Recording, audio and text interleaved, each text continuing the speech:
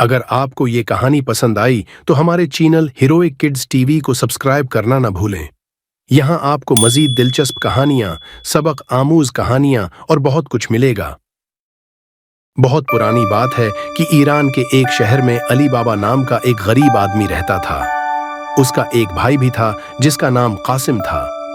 कासिम बहुत अमीर था, जबकि अली बाबा अपनी बीवी के साथ एक सादा सी जिंदगी गुजार रहा था।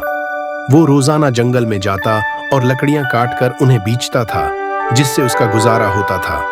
एक दिन जब अली बाबा अपने आम दिन के काम के लिए जंगल गया, उसने देखा कि कुछ लोग अपने घोड़ों पर सवार इसकी तरफ आ रहे हैं। वो जल्दी से एक दरख्त के पीछे छिप गया।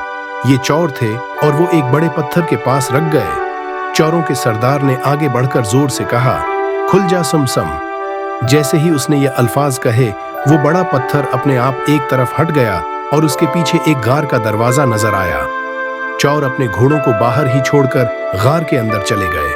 अली बाबा ने ये सब देखकर सोचा, आखिर ये लोग इस गार में क्या छिपाए हुए हैं। जब चोर वापस आए और दरवाजा बंद करके चले गए, तो अली बाबा चुपके से इसी पत्थर के पास आया और उसने वही अल्फाज दोहराए, खुल जा समसम। जैसे ही उसने ये अल्फाज कहे, पत्थर एक तरफ हट गया और गार का दरवाजा खुल गया। अली बाबा ने हिम्मत करके अंदर झांका तो उसने देखा कि गार के अंदर सोना, चांदी, हीरे, मोती और कीमती चीजों के ढेर लगे हुए हैं। वो हैरान रह गया कि ये सब माल चोर यहाँ छिपा कर रखते हैं। अली बाबा ने सोचा कि वो कुछ सोना अपने घर ले जा सकता है। इसने अपनी झोली भर ली और बाहर आकर दोबारा वही अल्फाज कहे, बंद हो जा समसम।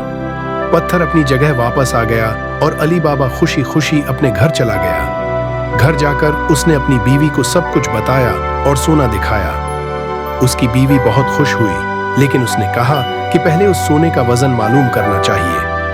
अली बाबा अपने भाई कासिम के पास गया और उससे एक तराजू मांग कर लाया। कासिम को कुछ शक हुआ और उसने एक चाल चली। उसने तराजू के नीचे शहद लगा दिया ताकि मालूम हो कि अली बाबा किस चीज का वजन कर रहा है। जब अली बाबा ने सोने का वजन किया और तराजू वापस किया, तो कासिम ने देखा कि तराजू के नीचे सोने का एक जरा चपक गया था। कासिम को फौरन समझ आ गई कि अली बाबा के पास सोना कहां से आया है। कासिम ने अली बाबा से इस राज का पता चलाने का फैसला किया और अगले दिन इसके साथ जंगल गया।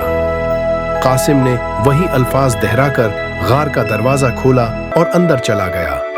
गार के अंदर सोना देखकर इसकी लालच और भी बढ़ गई और उसने ज्यादा से ज्यादा सोना अपनी झोली में भर लिया। लेकिन जब कासिम बाहर निकलने के लिए दरवाजे के पास आया, तो उसे वो अल्फाज याद नहीं आए जिनसे दरवाजा खुलता था। वो बहुत परेशान हुआ और गार के अंदर ही फंस गया। इसी दौरान चोर वापस आए और उन्होंने कासिम को वहां देख लिया। चोरों ने कासिम को मार डाला और उसका सारा सोना वापस ले लिया। अली बाबा को जब अपने भाई की मौत की खबर मिली, तो वो बहुत अफसरदा हुआ। उसने चोरों के सरदार को धोखा देकर और चालाकी से काम लेकर इन सब चोरों को शिकस्त दी।